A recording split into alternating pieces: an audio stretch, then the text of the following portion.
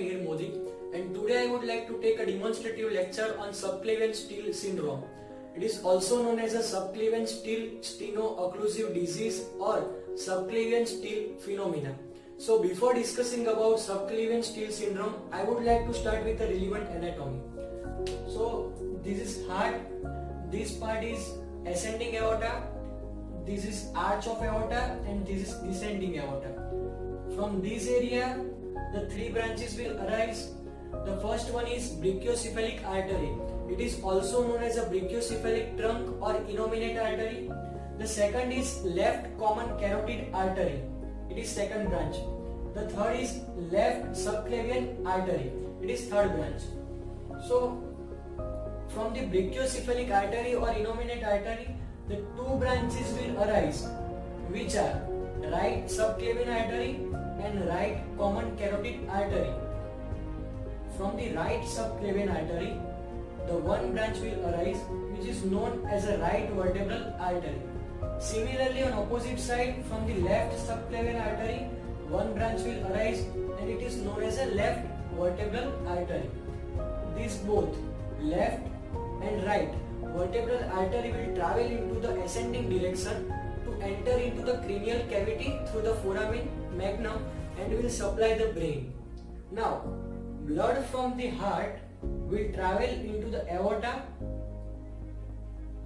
and in these three branches, brachiocephalic artery, left common carotid artery and left subclavian artery. From the brachiocephalic artery, the blood will divide into right subclavian artery and right common carotid artery. From the right subclavian artery, it will supply the right upper limb. Similarly, on either side, from the left subclavian artery, the blood will travel and will supply the left upper limb. Now, from the right subclavian artery, the blood will also travel into the vertebral artery, right vertebral artery, into ascending direction and will supply the brain. Similarly, from the left subclavian artery, the blood will travel into the left vertebral artery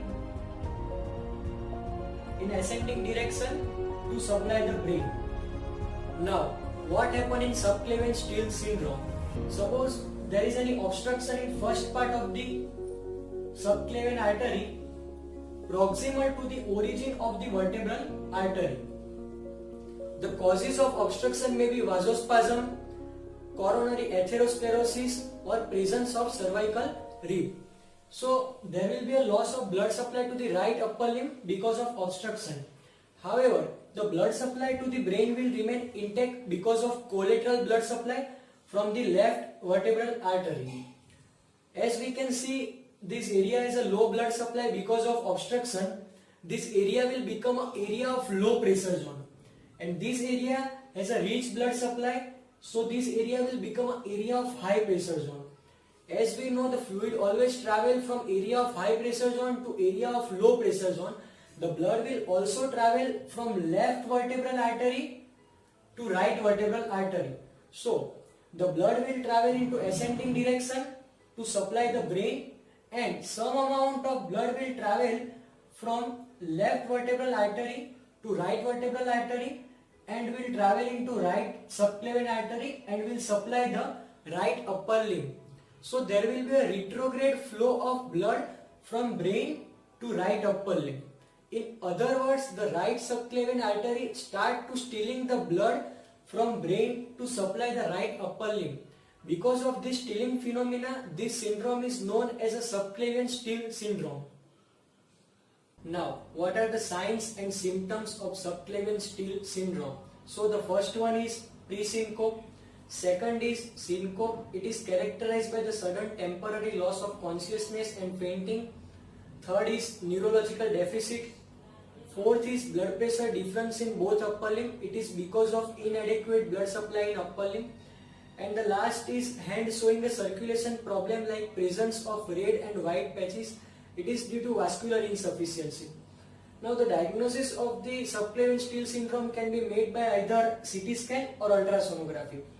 Now what are the surgical intervention for the subclavian-Steele syndrome? So the first one is carotid subclavian bypass. In this surgical procedure, incision is made 2 cm sepal to the clavicle.